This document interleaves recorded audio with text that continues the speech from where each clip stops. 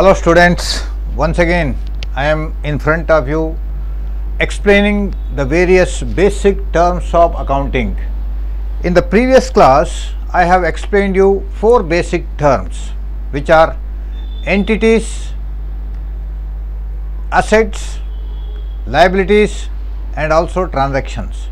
These are the important terms which one must learn while practicing accounting. Entity, I told you, it is something in existence. Business entity is identifiable and which is in existence, and we are recording the transactions of the business, therefore it must be identifiable. So there is a differentiation between the owner and the business entity. For that purpose, right, all the business transactions are recorded. Transaction means, I told you, it is the dealing or any event takes place between two or more persons where transfer of money or money's worth takes place. It may be a cash transaction or it may be a credit transaction. Again, I explained you about the assets.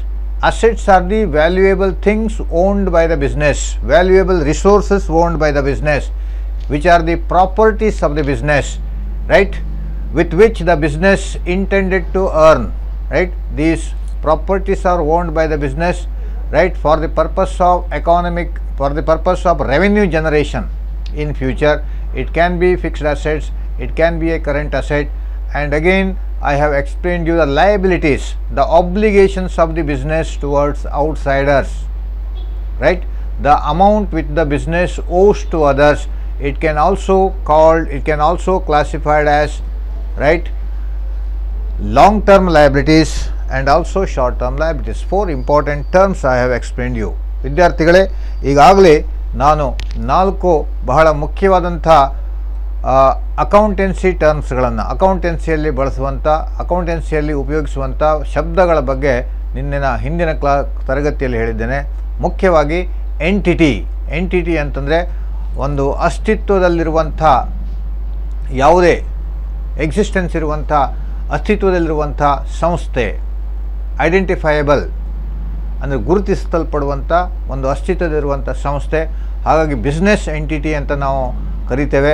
ಯಾಕಂದರೆ ನಾವು ಒಂದು ವ್ಯಾವಹಾರಿಕ ಸಂಸ್ಥೆಯ ಲೆಕ್ಕಗಳನ್ನು ಬರೀತೇವೆ ಹೊರತು ಮಾಲೀಕನ ಲೆಕ್ಕಗಳನ್ನಲ್ಲ, ಅದನ್ನು ಪ್ರತ್ಯೇಕ ಅಂತೆಯೇ ಪರಿಗಣಿಸ್ತೇವೆ. ಅದೇ ರೀತಿ ಟ್ರಾನ್ಸಾಕ್ಷನ್ಸ್ಗಳ ಬಗ್ಗೆ ಹೇಳಿದ್ದೇನೆ.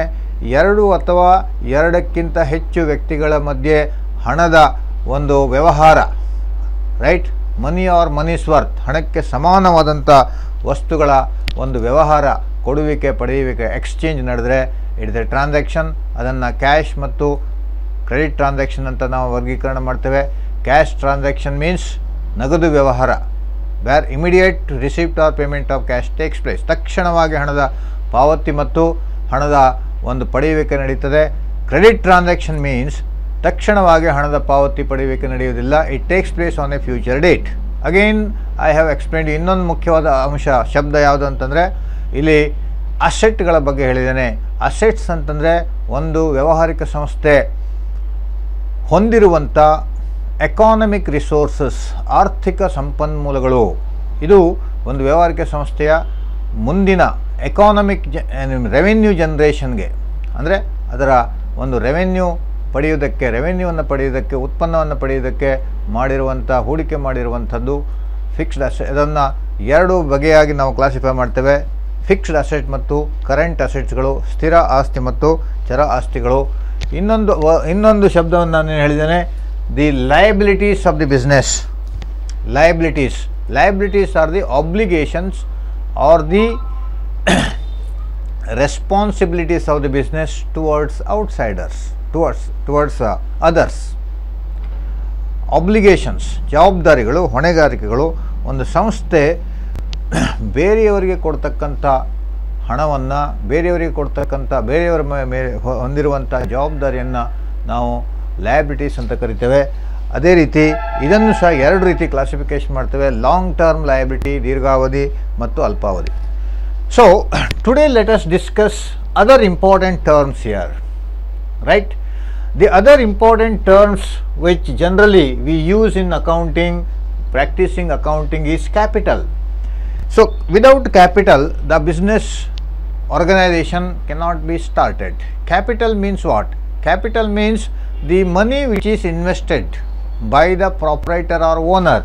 It is the amount invested by the owner to the business, brought in cash or assets.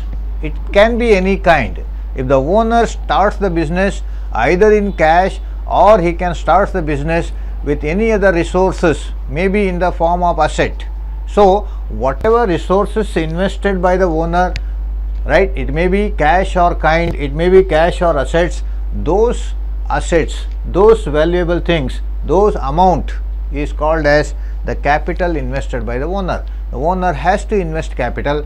He, suppose a owner cannot, right, start the business all with the amount which he borrows from others, or he cannot start the business by taking all the money. He cannot take loan as a loan from the banks. Therefore, some amount he invests into the business. It is the obligation or claim in the assets of the business. When a owner invests money into the business, he has an obligation. It is the obligation or claim in the assets. He can claim his money from the assets of the business, right? It is the obligation on the part of the business to pay that money, or the owner has a claim against the assets of the company, or it is the excess of assets over liabilities. We have discussed earlier the assets and liabilities. If the assets are more than the liabilities, assets are more than the liabilities, liability means actually the amount payable to the outsiders, right?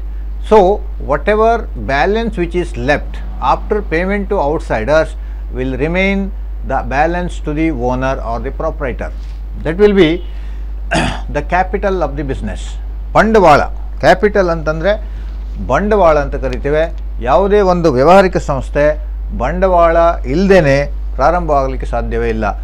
ಒಟ್ಟು ಮೊತ್ತವನ್ನು ಸಾಲವನ್ನಾಗಿ ಇಟ್ಟುಕೊಂಡು ವ್ಯವಹಾರ ಮಾಡಿದರೂ ಸಹ ಅದು ಅಷ್ಟು ಸಮಂಜಸ ಆಗೋದಿಲ್ಲ. ಹಾಗಾಗಿ ಸ್ವಲ್ಪ ಮಟ್ಟಿನ ಹಣವನ್ನು ಮಾಲೀಕನಾದವನ್ನು ಹಾಕಲೇಬೇಕಾಗುತ್ತೆ.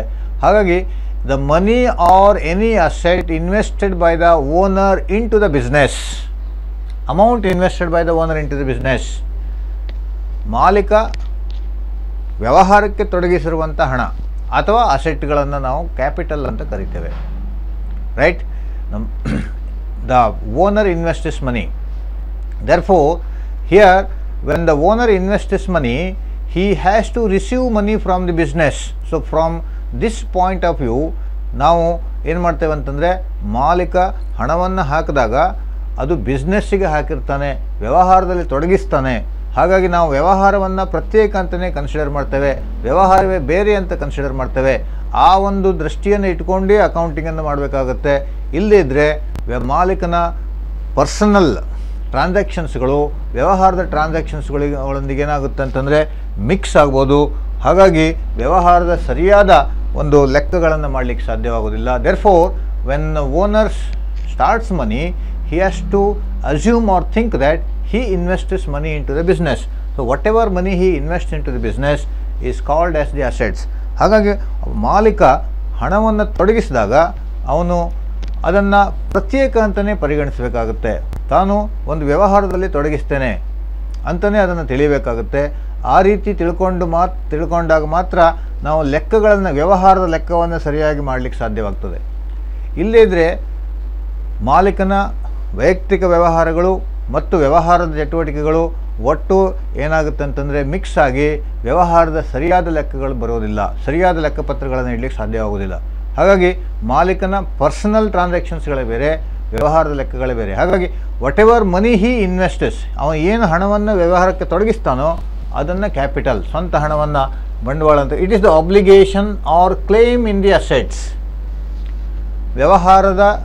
ವ್ಯವಹಾರದ ಆಸ್ತಿಗಳಿಂದ ಆಸ್ತಿಗಳಲ್ಲಿನ ಅವನ ಪಾಲು, ಕ್ಲೇಮ್ ಅಗೇನೆಸ್ಟ್ ದಿ ಅಸೆಟ್ಸ್. ಮಾಲೀಕನಿಗೆ ವ್ಯವಹಾರದ ಆಸ್ತಿಗಳಿಂದ ಏನು ಪಾಲು ಬರಬೇಕೋ that is the capital, or it is the excess of assets over liabilities. ಇದನ್ನು ನಾವು ಇನ್ನೊಂದು ರೀತಿಯಲ್ಲಿ ಹೇಳೋದಾದರೆ excess of assets over liabilities. ವ್ಯವಹಾರದ ಜವಾಬ್ದಾರಿಗಳಿಗಿಂತ, ಜವಾಬ್ದಾರಿ ಅಂದರೆ ಇಲ್ಲಿ ಮುಖ್ಯವಾಗಿ ಜವಾಬ್ದಾರಿ ಅಂತಂದರೆ ಲಯಬಿಲಿಟೀಸ್ ಅಂತಂದರೆ ಔಟ್ಸೈಡರ್ಸ್ಗಳಿಗೆ, ಮೂರನೇ ವ್ಯಕ್ತಿಗಳಿಗೆ ಕೊಡುವಂಥ ಹಣ, ರೈಟ್. ವ್ಯವಹಾರದ ಆಸ್ತಿಗಳು ಮೂರನೇ ವ್ಯಕ್ತಿಗಳಿಗೆ ಕೊಡುವ ಹಣಕ್ಕಿಂತ ಹೆಚ್ಚಿಗೆ ಇದ್ದಾಗ ಆ ಹೆಚ್ಚಿಗೆ ಮೊತ್ತವನ್ನು ಏನು ಹೇಳ್ತೇವೆ ನಾವು, capital, right. That I will explain you with an example later. Now that is what the capital which the owner invests into the business. ಇದು ಬಂಡವಾಳ ವ್ಯಾವಹಾರಿಕ ಸಂಸ್ಥೆಯಲ್ಲಿ ಮಾಲೀಕ ತೊಡಗಿಸುವಂಥದ್ದು. Another important term which commonly used in accounting is debtors. Debtors are the persons or other entity who owe money to the business for buying goods or services on credit. Debtors are the persons who owe money to the business, or it is the amount which the business has to receive from others for selling goods or services on credit basis, isn't it? Or the total amount standing, it is the total amount standing against such persons or the entity on the closing date is called as sundry debtors, right. You can write down these words, debtors are the amount, or debtors are the persons who owe money to the business, or entities who owe money to the business. debtors ಅಂತಂದರೆ ಯಾವುದೇ ವ್ಯಕ್ತಿ ಅಥವಾ ಯಾವುದೇ ಒಂದು ಸಂಸ್ಥೆ, entities, ವ್ಯಾವಹಾರಿಕ ಸಂಸ್ಥೆಗೆ ಹಣವನ್ನು ಏನು ಬಾಕಿ ಇಟ್ಟಿರ್ತಾರೆ ಅಥವಾ ವ್ಯಾವಹಾರಿಕ ಸಂಸ್ಥೆಗೆ ಕೊಡಬಹುದಾದಂಥ ಹಣವನ್ನು, ಕೊಡಬೇಕಾಗಿರುವಂಥ ಹಣವನ್ನು ನಾವು ಡೆಟಾರ್ಸ್ ಅಂತ ಕರಿತೇವೆ, right. For example, mister A A business man who sold goods on credit basis to Mr. B, right, worth rupees 10,000. A ಅಂತ ಹೇಳುವಂಥ ವ್ಯಕ್ತಿ, A is A business man, it is ABC Traders, A is the owner. ABC Traders, name of the entity, right. A is the owner who sold goods, right, worth rupees 10,000 to be on credit. It's a credit transaction. Credit means what? Credit means B has not paid money immediately. It is a credit transaction. So B has to pay 10,000 to Mr. A or ABC Traders, right. Name of the business is ABC Traders, A is the owner. So B has to pay rupees 10,000 to ABC Traders, right. So B is the debtor of A here, or ABC Traders. You can take it as ABC Traders. B is the debtor of ABC Traders. B is the person who has to pay money to ABC Traders. Therefore B is called as debtor.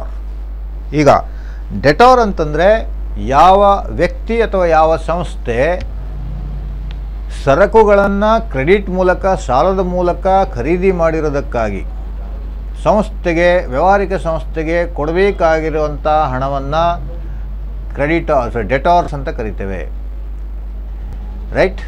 ಯಾರು ಒಂದು ವ್ಯಾವಹಾರಿಕ ಸಂಸ್ಥೆಯಿಂದ ಸರಕುಗಳನ್ನು ಖರೀದಿ ಮಾಡಿದಾರೋ ಅಥವಾ ಒಂದು ವ್ಯಾವಹಾರಿಕ ಸಂಸ್ಥೆ ಯಾರಿಗೆ ವಸ್ತುಗಳನ್ನು ಮಾರಾಟ ಮಾಡಿದೆಯೋ, ಕ್ರೆಡಿಟ್ ಮೂಲಕ, ಸಾಲದ ಮೂಲಕ ಮಾರಾಟ ಮಾಡಿದೆಯೋ, ಅವರಿಂದ ಸಂಸ್ಥೆಗೆ ಬರಬೇಕಾಗಿರುವಂಥ ಹಣ ಏನಿದೆ, ದಟ್ ಈಸ್ ಡೆಟಾರ್ಸ್. ನೀವು ಇಲ್ಲಿ ಒಂದು ಎಕ್ಸಾಂಪಲ್ ತಗೊಳ್ಳೋದಾದರೆ, ABC Traders ಒಂದು ಸಂಸ್ಥೆ ಬಿ ಅಂತ ಹೇಳುವಂಥ ವ್ಯಕ್ತಿಗೆ 10,000 ರೂಪಾಯಿನ ವಸ್ತುಗಳನ್ನು ಮಾರಾಟ ಮಾಡಿದೆ, ಕ್ರೆಡಿಟ್ ಮೂಲಕ ಮಾರಾಟ ಮಾಡಿದೆ. ಹೇಗೆ? ಕ್ರೆಡಿಟ್ ಅಂದ್ರೇನು? ಸಾಲದ ವ್ಯವಹಾರ. ಕ್ರೆಡಿಟ್ ಅಂದ್ರೇನು? ಸಾಲ. ಅಂದರೆ B has not paid 10,000 rupees immediately. B ಏನು ಮಾಡಲಿಲ್ಲ? 10,000 ರೂಪಾಯಿನ ತಕ್ಷಣವಾಗಿ ಪಾವತಿ ಮಾಡಿಲ್ಲ. B has not paid 10,000 rupees. B has to pay 10,000 rupees to ABC Traders. So B is called as the debtor of ABC Traders. B is called as the debtor of ABC Traders because B has to pay 10,000 rupees. B ಅನ್ನು ನಾವು ABC Traderನ ಡೆಟಾರ್ಸ್ ಅಂತ ಕರಿತೇವೆ. ಅಂದರೆ ಯಾವುದೇ ವ್ಯಾವಹಾರಿಕ ಸಂಸ್ಥೆ right ಸರಕುಗಳನ್ನು ಬೇರೆಯವರಿಗೆ ಸಾಲವಾಗಿ ಮಾರಾಟ ಮಾಡಿದಾಗ ಆ ಬೇರೆಯವರು ಏನು ಹಣವನ್ನು ವ್ಯಾವಹಾರಿಕ ಸಂಸ್ಥೆಗೆ ಕೊಡಬೇಕೋ ಅವರನ್ನು ಡೆಟಾರ್ಸ್ ಅಂತ ಕರಿತೇವೆ. ಇಲ್ಲಿ ಬಿಯನ್ನು ನಾವೇನು ಹೇಳ್ತೇವೆ, ಡೆಟಾರ್ಸ್ ಅಂತ ಕರಿತೇವೆ. It is the persons or entity who owe money to the business for buying goods or services on credit. This is very important. For buying goods or services, ವಸ್ತುಗಳನ್ನು ಒಂದು ಸಂಸ್ಥೆಯಿಂದ ಸಾಲದ ಮೂಲಕ ಖರೀದಿ ಮಾಡಿದಾಗ ಆ ಸಂಸ್ಥೆಗೆ ಆ ವ್ಯಕ್ತಿ ಕೊಡುವಂಥ ಹಣವನ್ನು ಡೆಟಾರ್ಸ್. ಈಗ ಬಿ 10,000 ರೂಪಾಯಿಯನ್ನು ABC ಟ್ರೇಡರಿಗೆ ಕೊಡಬೇಕು. ಹಾಗಾಗಿ ಬಿ ABC ಟ್ರೇಡರ್ನ ಡೆಟಾರ್ಸ್ ಆಗ್ತಾನೆ. ಈ ರೀತಿ ಹಲವಾರು ಇರ್ತಾರೆ. ಬಿ ಇರ್ಬೋದು, ಸಿ ಇರ್ಬೋದು, ಡಿ ಇರ್ಬೋದು, ಅಥವಾ ಯಾವುದೇ ವ್ಯಕ್ತಿ ಇರ್ಬೋದು ಬಿ. ಸೊ ಹಾಗಾಗಿ ಅಂಥ ವ್ಯಕ್ತಿಗಳನ್ನು ಕೊನೆಯಲ್ಲಿ the right total amount standing against such persons or entity at the end of the year, total amount whatever amount receivable from others by the business for selling goods or services on credit, the total amount standing is called as sundry debtors. Right? ಏನಾಯ್ತು ಇಲ್ಲಿ? ಇದೇ ರೀತಿ ಬಿನಿಗೆ ABC traders ವಸ್ತುಗಳನ್ನು ಸಾಲದ ಮೂಲಕ ಮಾರಾಟ ಮಾಡಿದ ಹಾಗೆ ಬೇರೆ ವ್ಯಕ್ತಿಗಳಿಗೂ ಮಾರಾಟ ಮಾಡಿರ್ತಾರೆ. ಸಿಗೆ ಮಾರಾಟ ಮಾಡಿರ್ಬೋದು, ಎಕ್ಸ್ಗೆ ಮಾರಾಟ ಮಾಡಿರ್ಬೋದು, ವೈಗೆ ಮಾರಾಟ ಮಾಡಿರ್ಬೋದು, ಝಡ್ಗೆ ಮಾರಾಟ ಮಾಡಿರ್ಬೋದು. ಅನೇಕ ವ್ಯಕ್ತಿಗಳಿಗೆ ಈ ರೀತಿ ಸಾಲದ ಮೂಲಕ ಮಾರಾಟ ಮಾಡಿರ್ತಾರೆ.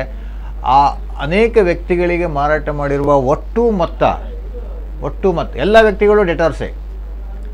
ಬಿಗೆ ಮಾರಾಟ ಮಾಡಿದರೆ ಬಿ ಇಸ್ ದ ಡೆಟಾರ್, ಸಿಗೆ ಮಾರಾಟ ಮಾಡಿದರೆ ಸಿ ಡೆಟಾರ್, ಎಕ್ಸ್ಗೆ ಮಾರಾಟ ಮಾಡಿದರೆ ಎಕ್ಸ್ ಇಸ್ ಡೆಟಾರ್, ವೈಗೆ ಮಾರಾಟ ಮಾಡಿದರೆ Y is debtor. All these persons are called as debtors of the business and the total amount standing at the end of the year is called as sundry debtors. ಒಟ್ಟು ಮೊತ್ತ ಎಲ್ಲ ವ್ಯಕ್ತಿಗಳಿಂದ ಸಂಸ್ಥೆಗೆ ಬರಬೇಕಾಗಿರುವಂಥ ಒಟ್ಟು ಮೊತ್ತವನ್ನು ಹೇಳ್ತೀವಿ ನಾವು ಸನ್ಡ್ರಿ ಡೆಟಾರ್ಸ್. ಹಾಗಾಗಿ ಇಲ್ಲಿ ಅತಿ ಮುಖ್ಯವಾದ ಅಂಶ ನಾವು ಪರಿಗಣಿಸಬೇಕಾಗಿರೋದು ಏನಂತಂದರೆ, ಯಾವುದೇ ಒಂದು ವ್ಯಾವಹಾರಿಕ ಸಂಸ್ಥೆ ಸರಕುಗಳನ್ನು ಅಥವಾ ಸೇವೆಗಳನ್ನು ಬೇರೆಯವರಿಗೆ, ಮೂರನೇ ವ್ಯಕ್ತಿಗಳಿಗೆ ಸಾಲಕ್ಕಾಗಿ ಮಾರಾಟ ಮಾಡಿದಾಗ ಅವರಿಂದ ಸಂಸ್ಥೆಗೆ ಬರಬೇಕಾಗಿರುವ ಹಣ ಏನಿದೆ ದಟ್ ಈಸ್ ಡೆಟಾರ್ಸ್. ಅವರನ್ನು ಸಂಸ್ಥೆಯ ಡೆಟಾರ್ಸ್ ಅಂತ ಕರಿತೇವೆ. ರೈಟ್? ಹಾಗಾಗಿ ಇಲ್ಲಿ ಸರಕುಗಳನ್ನು ಸೇವೆಗಳನ್ನು ಮಾರಾಟ ಮಾಡಿರೋದಕ್ಕೆ, ಸಾಲಕ್ಕಾಗಿ ಮಾರಾಟ ಮಾಡಿರೋದಕ್ಕೆ ಬರಬೇಕಾಗಿರುವಂಥ ಹಣ, the goods or services sold on credit basis. Goods ಅಂತಂದರೆ ಇಲ್ಲಿ ಗೂಡ್ಸ್ ಆರ್ ಸರ್ವಿಸಸ್, ಇದ್ರ ಬಗ್ಗೆ ಸಹ ಸ್ವಲ್ಪ ವಿವರಣೆ ಅವಶ್ಯಕವಾಗ್ತವೆ. Goods, the business organisation deals with goods or services, that I will explain you later. ಅದನ್ನು ನಾನು ಮುಂದೆ ಒಂದು ಶಬ್ದದಲ್ಲಿ ಹೇಳ್ತೇನೆ. ಅದನ್ನು goods means the thing with which the business deals with, ಯಾವ ವಸ್ತುಗಳನ್ನು ಸರಕುಗಳೊಂದಿಗೆ ಅದು ವ್ಯವಹಾರ ಮಾಡ್ತಿದೆ ಅದನ್ನು ಗೂಡ್ಸ್ ಅಂತ ಕರಿತೇವೆ. Right? And the services are also the actions of the person rendered to others. Right? Business deals with goods and services. Services ಅಂತಂದರೆ ಒಬ್ಬ ವ್ಯಕ್ತಿ ಮೂರನೇ ವ್ಯಕ್ತಿಗೆ ಮಾಡುವಂಥ, ಇನ್ನೊಬ್ಬ ವ್ಯಕ್ತಿಗೆ ಮಾಡುವಂಥ ಸೇವೆ ಅಂತ ಕರಿತೇವೆ ನಾವು. Goods are tangible things, services are intangible. ಉದಾಹರಣೆಗೆ ಮೆಡಿಸಿನ್ಸು ಗೂಡ್ಸ್ ಆದರೆ ಮೆಡಿಸಿನ್ ಮಾರಾಟ ಮಾಡುವವನು ಮೆಡಿಸಿನ್ನ ವ್ಯಾಪಾರಿ ಮೆಡಿಸಿನ್ಸ್ಗಳನ್ನು ಮಾರಾಟ ಮಾಡ್ತಾನೆ. ಕಿರಾಣಿ ವ್ಯಾಪಾರಿ ಕಿರಾಣಿಯನ್ನು ಮಾರಾಟ ಮಾಡ್ತಾನೆ. ರೈಟ್? ಫರ್ನಿಚರನ್ನು ಮಾರಾಟ ಮಾಡುವವನು furniture is a goods. Right?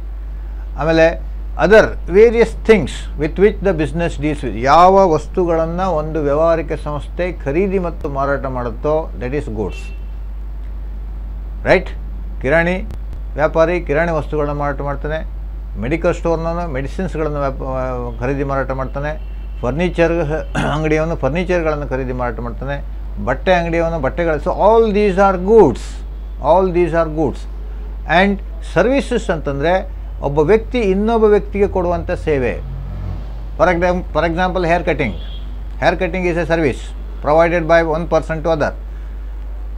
Car repairing work is a service. Hair cutting ಒಂದು ಸರ್ವಿಸು, ರಿಪೇರ್ ಒಂದು ಸರ್ವಿಸು. ಡಾಕ್ಟರ್ಸ್ ಸೇವೆಯನ್ನು ಕೊಡ್ತಾರೆ ಇನ್ನೊಬ್ಬರಿಗೆ, ಲಾಯರ್ಸ್ಗಳು ಸೇವೆಯನ್ನು ಕೊಡ್ತಾರೆ. ಈ ರೀತಿ ಸರಕು ಸೇವೆಗಳ ವ್ಯವಹಾರ ನಡೀತವೆ.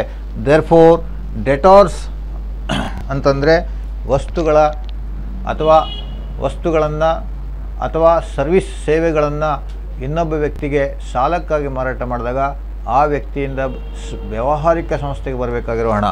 Similarly another important word here it is creditors. It is quite reverse to debtors. Creditors are the persons or entity to whom business owes money for providing goods or services on credit. Right? Creditors are the persons or the entity to whom business owes money. Right? Sometimes business purchases goods and services on credit basis from persons or entities or other organizations, right, to whom business has to pay money. Those persons to whom business has to pay money for purchasing goods or services on credit basis are called as creditors, right. It is also called as, right, the total amount standing on the closing date is called as sundry creditors. ಡೆಟಾರ್ಸ್ನ ಹಾಗೆ, right, ಡೆಟಾರ್ಸ್ನ ಹಾಗೆ ಕ್ರೆಡಿಟಾರ್ಸ್ಗಳು ಸಹ. Creditors ಅಂದರೆ ಯಾರು? Creditors ಅಂತಂದರೆ ಅವರನ್ನು ಋಣಿಗಳು ಅಂತ ಕರಿಬೋದು. ಇಲ್ಲಿ ಯಾವುದೇ ವ್ಯಕ್ತಿ ಅಥವಾ ಯಾವುದೇ ಒಂದು ಸಂಸ್ಥೆ, ಎಂಟಿಟಿ, ಅವರಿಗೆ ಒಂದು ವ್ಯಾವಹಾರಿಕ ಸಂಸ್ಥೆ ತಾನು ಸಾಲವಾಗಿ ಖರೀದಿ ಮಾಡಿರುವಂಥ ಏನೋ ಹಣವನ್ನು ಸಂಸ್ಥೆಯಿಂದ ಅವರಿಗೆ ಕೊಡಬೇಕಾಗಿರೋ ಹಣವನ್ನು, ರೈಟ್, ಒಂದು ವ್ಯಾವಹಾರಿಕ ಸಂಸ್ಥೆ ಸಾಲವಾಗಿ ಬೇರೆ ವ್ಯಕ್ತಿಗಳಿಂದ ಅಥವಾ ಬೇರೆ ಸಂಸ್ಥೆಗಳಿಂದ ಸರಕುಗಳನ್ನು ಖರೀದಿ ಮಾಡಿದರೆ ಅವರಿಗೆ ಕೊಡಬೇಕಾಗಿರೋ ಹಣ ಅಥವಾ ಅವರನ್ನು ಕ್ರೆಡಿಟಾರ್ಸ್ಗಳು ಅಂತ ಕರೆಯಲಾಗ್ತವೆ, ರೈಟ್. ಹಾಗಾಗಿ ಇಲ್ಲಿ ಇದೇ ಎಕ್ಸಾಂಪಲ್ಸನ್ನು ನಿಮಗೆ ಕೊಡೋದಾದರೆ, creditors means, say for example, ABC Traders, a business organization, purchases goods from C,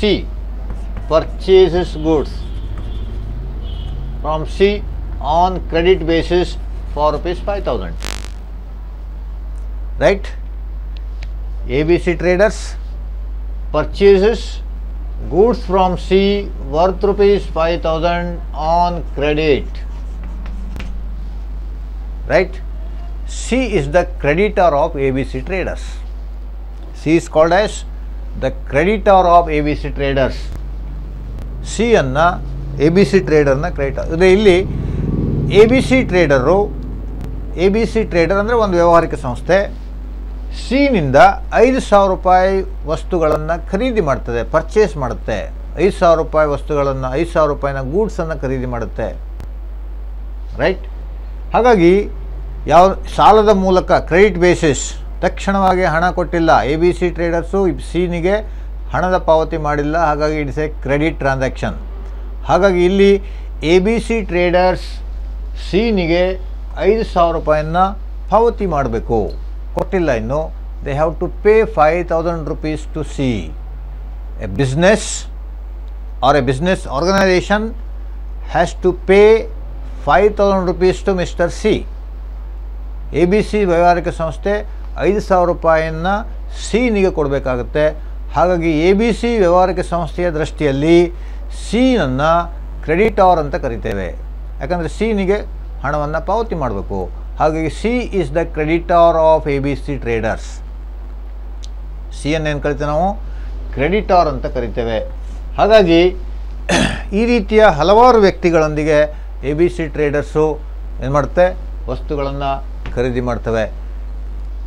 ಹಾಗಾಗಿ ಆ ಎಲ್ಲ ವ್ಯಕ್ತಿಗಳಿಗೆ ABC traders may purchase goods or services, it may be services on credit basis from others also, not only C, it may purchase goods on credit basis from X, Y, Z or any other persons during the year.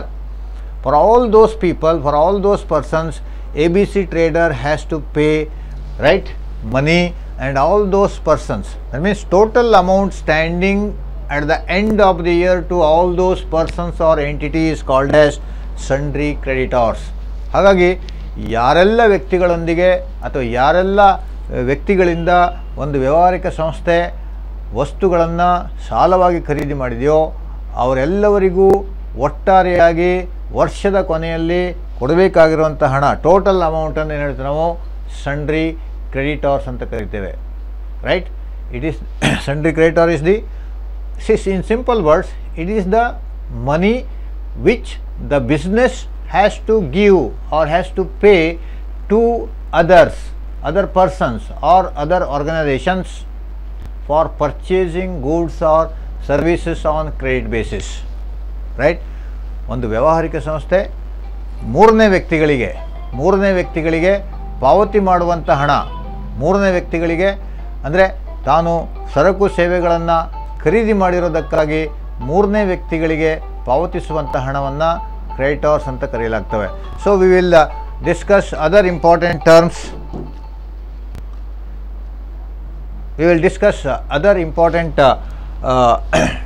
Terms once again. But before discussing other important terms, I will explain you with the help of an example how the various items, right? How the various items are created in the business. Various items means a transaction, how it is created, let me explain you how various items are created, how the assets are created, how the liabilities are created, how the what are the transactions, how debtors are created, right? So with the help of an example, let me explain you all these things. ಇದನ್ನು ಈಗಾಗಲೇ ನಾವು ಹಲವಾರು ಅಂಶಗಳನ್ನು ಟರ್ಮ್ಸ್ಗಳನ್ನು ಕಲ್ತಿದ್ದೇವೆ. ಒಂದು ಎಕ್ಸಾಂಪಲ್ಗಳ ಮೂಲಕ ಈ ಎಲ್ಲ ಟರ್ಮ್ಸ್ಗಳು, ಈ ಎಲ್ಲ ಅಸೆಟ್ಸ್ಗಳಿರ್ಬೋದು, ಲಯಬಿಲಿಟೀಸ್ಗಳಿರ್ಬೋದು, ಡೆಟಾರ್ಸ್ ಇರ್ಬೋದು, ಕ್ರೆಡಿಟಾರ್ಸ್ ಇರ್ಬೋದು, ಫಿಕ್ಸ್ಡ್ ಅಸೆಟ್ ಇರ್ಬೋದು, ಆರ್ ಕರೆಂಟ್ ಅಸೆಟ್ಸ್ ಇರ್ಬೋದು, ಲಾಂಗ್ ಟರ್ಮ್ ಲಯಬಿಲಿಟೀಸ್ ಇರ್ಬೋದು ಅಥವಾ short term liabilities, how it is created in the business. With the help of an example, let me explain you. For example, ABC Traders started business, right?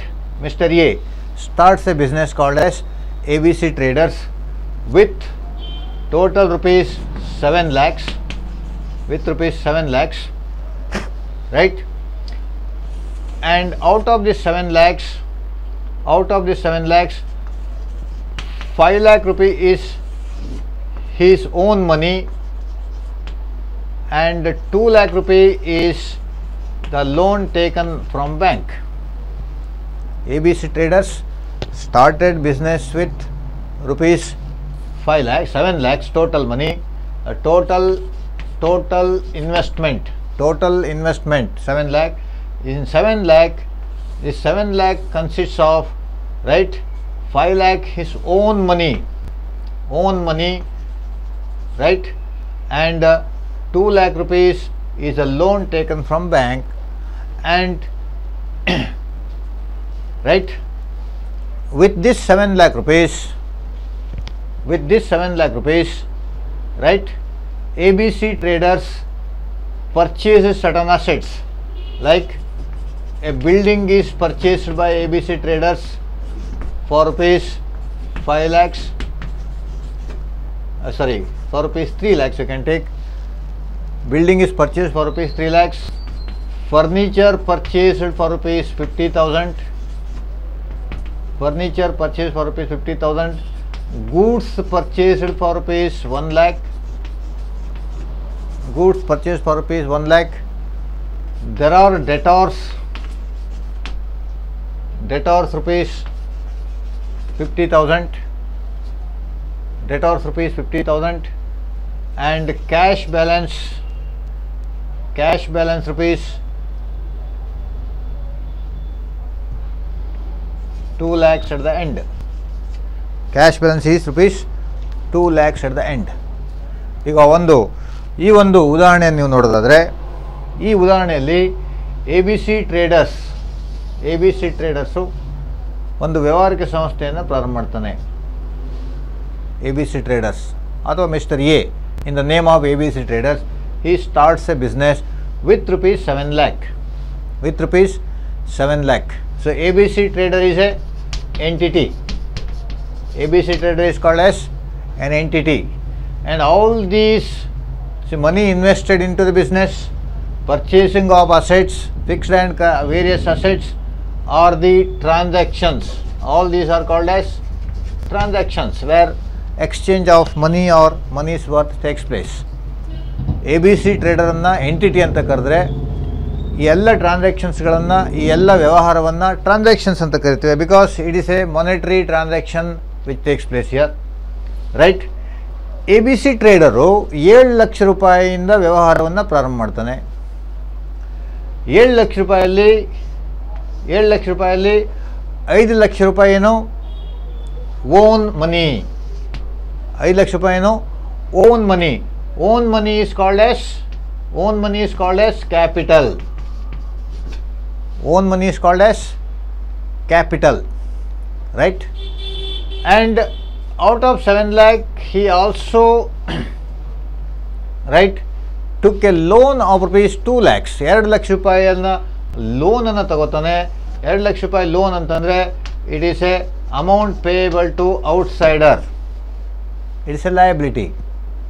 Right, amount payable to outsider, outside liability, right, outside liability payable to outsider. It is a capital. Amount payable to the owner is called as capital. Both are liabilities, but this amount capital is payable to the insider. Capital ಅನ್ನು insider ಅಂತಂದರೆ ಯಾರಿಗೆ ಕೊಡ್ತಾರೆ? ಮಾಲಕನಿಗೆ ಕೊಡುವಂಥದ್ದು. ಹಾಗಾಗಿ ಅದನ್ನು ಬಂಡವಾಳ ಅಂತ ಕರಿತೇವೆ. ಮೂರನೆಯವರಿಗೆ ಕೊಡುವಂಥದ್ದನ್ನು ಲಯಬಿಲಿಟಿ ಅಂತ ಕರಿತೇವೆ, right. And he purchases building worth rupees 3 lakhs, furniture worth rupees 50,000, goods worth rupees 1 lakh, debtors ಅಂತಂದರೆ amount receivable from where to whom goods are sold on credit basis 50,000. There is a balance of cash left rupees 2 lakhs, right. Now this is assets.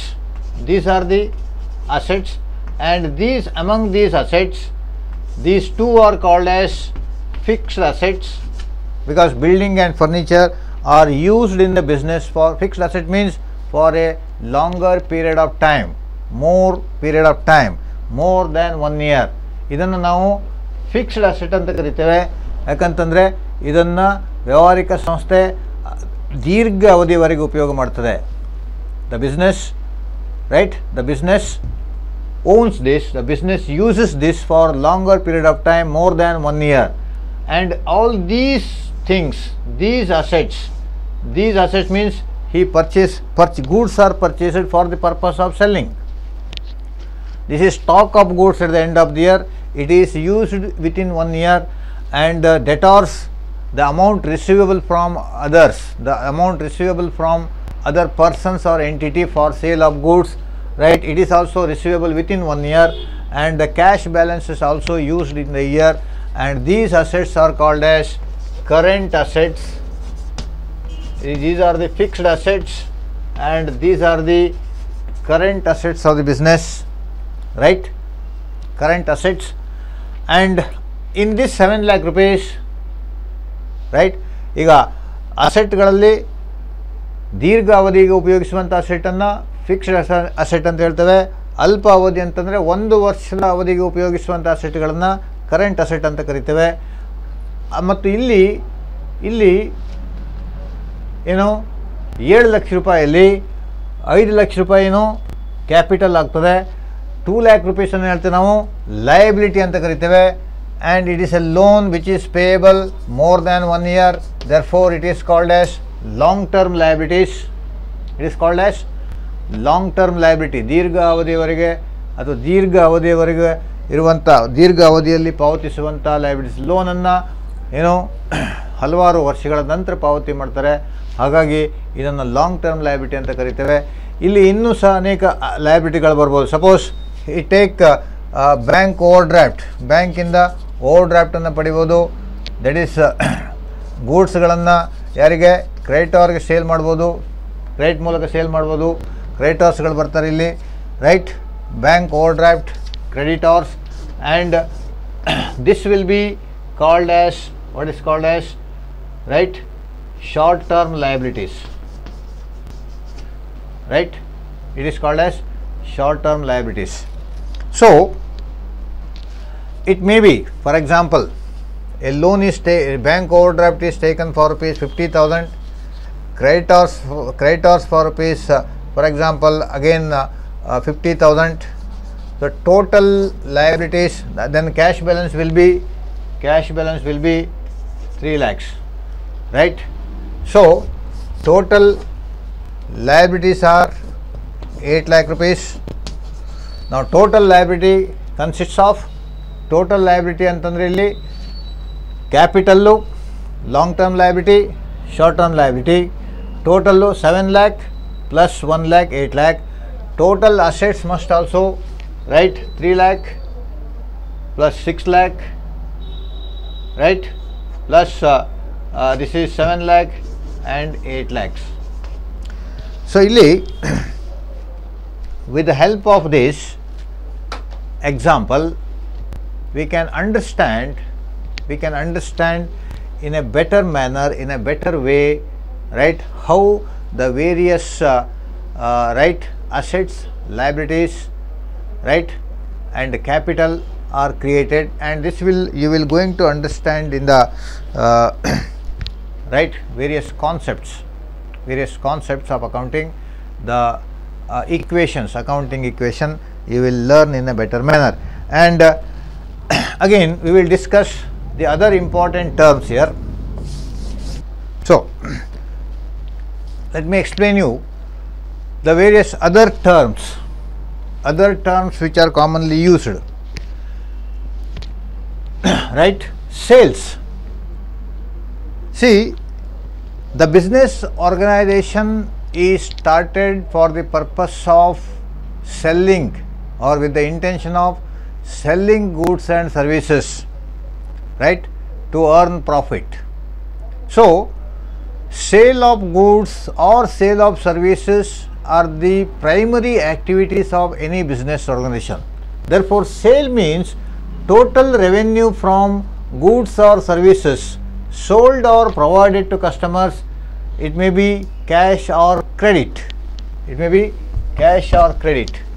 is the total revenue, right, from the sale of goods or services sold or provided to the customers, sold or provided to the persons on cash basis or credit basis, right. As I told you, sale of goods and services are the primary activity of any business. A business organization exists for dealing in goods or services. I told you, goods are the things with which the business organization deals with, right. Services are the acts of a business, acts of a person, right, to provide, to give services to others. ಇಲ್ಲಿ sales ಅಥವಾ ಮಾರಾಟ ಅಂತ ಹೇಳುವಂಥದ್ದು ಇನ್ನೊಂದು ಮುಖ್ಯವಾದಂಥ ಶಬ್ದ. ಮಾರಾಟ ಸಾಮಾನ್ಯವಾಗಿ ಎಲ್ಲ ವ್ಯಾವಹಾರಿಕ ಸಂಸ್ಥೆಗಳು ಮುಖ್ಯವಾದಂಥ ಉದ್ದೇಶದಿಂದ ಪ್ರಾರಂಭವಾಗಿರ್ತವೆ. ಸರಕು ಸೇವೆಗಳ ಮಾರಾಟದಿಂದ ಲಾಭವನ್ನು ಗಳಿಸುವಂಥ ಚಟುವಟಿಕೆಯೇ ವ್ಯಾವಹಾರಿಕ ಸಂಸ್ಥೆಯ ಮುಖ್ಯವಾದಂಥ ಉದ್ದೇಶ. ಹಾಗಾಗಿ ಮಾರಾಟ ಹೇಳುವಂಥದ್ದು ವ್ಯಾವಹಾರಿಕ ಸಂಸ್ಥೆಯಲ್ಲಿ ಸಾಮಾನ್ಯವಾಗಿ ಕಾಮನ್ ಆಗಿ ಉಪಯೋಗಿಸುವಂಥದ್ದು. ಸೊ ಮಾರಾಟ, ಸೇಲ್ ಅಂತಂದರೆ total revenue from goods or services sold. Total revenue from goods or services sold. A business organization existed for the purpose of sale of goods or services. ವ್ಯಾವಹಾರಿಕ ಸಂಸ್ಥೆ ಪ್ರಾರಂಭವಾಗಿರೋದೇ ಸರಕು ಮತ್ತು ಸೇವೆಗಳ ಮಾರಾಟ ಮಾಡೋದಕ್ಕೆ, ಖರೀದಿ ಮತ್ತು ಮಾರಾಟ ಮಾಡಿ ಲಾಭ ಗಳಿಸೋದಕ್ಕೆ. ಹಾಗಾಗಿ ಸರಕುಗಳ ಸೇವೆ ಅಥವಾ ಸರಕು ಅಥವಾ ಸೇವೆಗಳ ಮಾರಾಟ primary acts of A business. ಸರಕು ಮತ್ತು ಸೇವೆಗಳ ಮಾರಾಟ ಏನಾಗಿರ್ತವೆ ಅಂದರೆ ಅದು ವ್ಯಾವಹಾರಿಕ ಸಂಸ್ಥೆಯ ಬಹು ಮುಖ್ಯವಾದಂಥ ಚಟುವಟಿಕೆ. ಹಾಗೆ ಸೇಲ್ಸ್ ಅಂತಂದರೆ ಟೋಟಲ್ ರೆವೆನ್ಯೂ, ಒಂದು ವ್ಯಾವಹಾರಿಕ ಸಂಸ್ಥೆ ಸರಕುಗಳ ಮಾರಾಟ ಅಥವಾ ಸೇವೆಗಳ ಮಾರಾಟದಿಂದ ಗಳಿಸಿರುವಂಥ ಒಟ್ಟು ಉತ್ಪನ್ನ, ಸರಕು ಮತ್ತು ಸೇವೆಗಳ ಮಾರಾಟದಿಂದ ಗಳಿಸಿರುವಂಥ ಒಟ್ಟು ಉತ್ಪನ್ನ. ಹಾಗಾಗಿ ಸರಕು ಅಂತಂದರೆ ಏನಿಲ್ಲಿ, ಸರಕು ಈಗಾಗಲೇ ಹೇಳಿದೆ ನಾನು, ಸರಕು ಅಂತಂದರೆ ಯಾವ ವಸ್ತುಗಳೊಂದಿಗೆ ವ್ಯಾವಹಾರಿಕ ಸಂಸ್ಥೆ ಒಂದು ವ್ಯವಹಾರವನ್ನು ಪ್ರಾರಂಭ ಮಾಡ್ತದೋ, ಯಾವ ವಸ್ತುಗಳನ್ನು ಡೀಲ್ ಖರೀದಿ ಮತ್ತು ಮಾರಾಟ ಮಾಡೋದಕ್ಕೆ ಅದನ್ನು ಪ್ರಾರಂಭ ಮಾಡಿರ್ತದೋ ಅದನ್ನು ಸರಕು ಅಂತ ಕರಿತೇವೆ. ಸೇವೆ ಅಂತಂದರೆ ದ ಸರ್ವಿಸ್. ಸೇವೆ ಅಂತಂದರೆ ಒಂದು ಸೇವೆ, ಒಬ್ಬ ವ್ಯಕ್ತಿ ಇನ್ನೊಬ್ಬ ವ್ಯಕ್ತಿ ಕೊಡುವಂಥ ಸೇವೆ, ರೈಟ್. ವ್ಯವಹಾರ ಅಂದ್ಕೊಳ್ಳೇ it is related to goods or services. Therefore ಒಟ್ಟು ಸರಕು ಸೇವೆಗಳ ಮಾರಾಟದಿಂದ ಬಂದಂಥ ಒಟ್ಟು ಉತ್ಪನ್ನ ಅದು it may be sale of goods on cash basis or it may be sale of goods or services on credit basis. ಅದು ಏನಾಗಿರ್ಬೋದು, ಕ್ಯಾಶ್ ಬೇಸಿಸ್ ಮೇಲೂ ಸಹ ಆಗಿರ್ಬೋದು. ಮಾರಾಟ, ಖರೀದಿ ಮತ್ತು ಮಾರಾಟ ಕ್ಯಾಶ್ ಬೇಸಿಸ್ ಮೇಲೂ ಮಾರಾಟ ಕ್ಯಾಶ್ ಬೇಸಿಸ್ ಮೇಲೂ ಆಗಿರ್ಬೋದು ಅಥವಾ ಕ್ರೆಡಿಟ್ ಮೇಲೂ ಸಹ ಆಗಿರ್ಬೋದು. ಮಾರಾಟ ಯಾವುದೇ ರೀತಿಯಲ್ಲಿ ಆದರೂ ಸಹ ಒಟ್ಟು ಮಾರಾಟ, right. Sale of total revenue that is earned by the business, ಅಂದರೆ ಸರಕು ಸೇವೆಗಳ ಮಾರಾಟದಿಂದ ಅರ್ನ್ ಮಾಡಿರುವಂಥ ಒಟ್ಟು ರೆವೆನ್ಯೂವನ್ನು ಹೇಳ್ತೇವೆ ನಾವು ಸೇಲ್ಸ್ ಅಂತ ಕರಿತೇವೆ. It's in common terms sale of goods and sale. It may be cash or credit, ಅದು ಕ್ಯಾಶ್ ಆಗಿರ್ಬೋದು ಅಥವಾ ಕ್ರೆಡಿಟ್ ಆಗಿರ್ಬೋದು. Revenue it is another important. Revenue it is the amount earned by the business by selling products or providing services to customers called sales revenue, right. So revenue means the amount earned by the business. It need not be only sale of goods or services, it can also include others. Sale means here sale of goods and services. Revenue means amount earned by the business, by selling goods or providing services to customers, right. It may also include other items. The amount earned by the business, right, by the sale of goods and services is called as sales revenue. Amount earned by the business by the sale of goods and services is called as sales revenue. And amount earned by the business other than sale of goods or services is called as, right, other revenue, right. Revenue ಅಂತಂದರೆ ಸರಕು ಮತ್ತು ಸೇವೆಗಳ ಮಾರಾಟದಿಂದ ಒಂದು ವ್ಯಾವಹಾರಿಕ ಸಂಸ್ಥೆ ಗಳಿಸಿರುವಂಥ ಉತ್ಪನ್ನ ಮತ್ತು ಇತರ ಉತ್ಪನ್ನ. ಸರಕು ಮತ್ತು ಸೇವೆಗಳ ಮಾರಾಟದಿಂದ ಗಳಿಸಿರುವಂಥ ಉತ್ಪನ್ನವನ್ನು ಸೇಲ್ಸ್ ರೆವೆನ್ಯೂ ಅಂತ ಕರಿತೀವಿ ನಾವು. It is called as sales revenue. Suppose A business sold goods worth ₹5 lakhs. A business sold goods worth ₹5 lakhs, it is a sales revenue, right. And other than sales revenue, business also earns some other revenues. Sales revenue ಬಿಟ್ಟು ಒಂದು ವ್ಯಾವಹಾರಿಕ ಸಂಸ್ಥೆ ಬೇರೆ ಒಂದು ಉತ್ಪನ್ನವನ್ನು ಗಳಿಸ್ತವೆ. A business earns interest, a business earns commission, a business earns dividends by investment. It is called as other revenue. ಕೇವಲ ಸರಕು ಸೇವೆಗಳ ಮಾರಾಟದಿಂದ ಅಥವಾ ಸರಕು ಸೇವೆಗಳಿಂದ ಮಾರಾಟದಿಂದ ಗಳಿಸಿರುವಂಥದ್ದು ಸೇಲ್ಸ್ ರೆವೆನ್ಯೂ ಆದರೆ, ಸರಕು ಸೇವೆಗಳ ಮಾರಾಟ ಬಿಟ್ಟು ಇತರೆ ಮೂಲಗಳಿಂದಲೂ ಸಹ ವ್ಯಾವಹಾರಿಕ ಸಂಸ್ಥೆ ರೆವೆನ್ಯೂವನ್ನು ಗಳಿಸ್ತವೆ. ಇತರೆ ಮೂಲಗಳಿಂದ ರೆವೆನ್ಯೂ ಅಂತಂದರೆ ಯಾವುದು? ಸರಕು ಸೇವೆಗಳಿಂದ ಬಂದಂಥ ರೆವೆನ್ಯೂ ಬಿಟ್ಟು ಒಂದು ವ್ಯಾವಹಾರಿಕ ಸಂಸ್ಥೆ ಇಂಟ್ರೆಸ್ಟನ್ನು ಗಳಿಸ್ಬೋದು. ಇಂಟ್ರೆಸ್ಟ್ ಅಂತಂದರೆ ಬ್ಯಾಂಕಿನಿಂದ ಬಡ್ಡಿಯನ್ನು ಪಡಿಬೋದು. ಬ್ಯಾಂಕ್ನಲ್ಲಿ ವ್ಯವಹಾರದ ಹಣವನ್ನು ಡೆಪಾಸಿಟ್ ಇಟ್ಟರೆ ಬ್ಯಾಂಕಿಂದ ಬಡ್ಡಿ ಬರುತ್ತೆ. ಅಥವಾ ವ್ಯಾವಹಾರಿಕ ಸಂಸ್ಥೆ ಕಮಿಷನನ್ನು ಗಳಿಸ್ಬೋದು, ರೈಟ್. ಅಥವಾ ವ್ಯಾವಹಾರಿಕ ಸಂಸ್ಥೆ ಹಣವನ್ನು ಬೇರೆ ಸಂಸ್ಥೆಗಳಲ್ಲಿ ಅಥವಾ ಬೇರೆ ಕಡೆಗಳಲ್ಲಿ ಹೂಡಿಕೆ ಮಾಡಿ ಡಿವಿಡೆಂಡ್ಸನ್ನು ಲಾಭಾಂಶವನ್ನು ಗಳಿಸ್ಬೋದು. So these are the other revenues. Therefore revenue does not include only sales revenue. revenue also includes, right, other revenues. So it is the other than this, other than sales revenue, a business organization may also earn other revenues. These other revenues are also considered, right, and it is stated or it is shown in the statement of profit or loss of the or financial statement at the end of the year. So sales and the revenues, the other important terms which are commonly used in the business, right. So it is enough today, and let us discuss other more important terms in the terms in accountancy in the next class. Thank you. Right, have a nice day.